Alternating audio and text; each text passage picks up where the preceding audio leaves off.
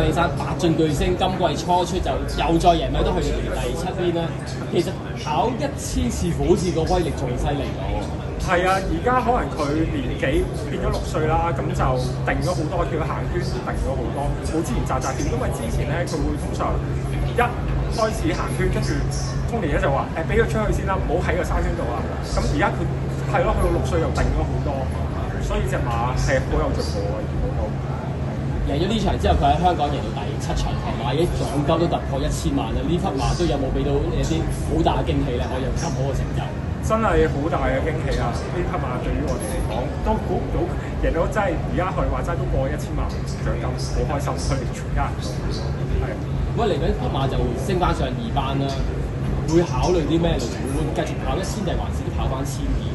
嚟緊應該要等啊，睇下 Tony 睇下點樣部署。但係我哋照計覺得沙田佢都可以嘅，因為佢都對個興高星之前上季跑過第3，咁快活谷一定係佢主場，睇下到時 Tony 點。再次恭喜晒林生，預祝你今季白進係今日繼續贏啊！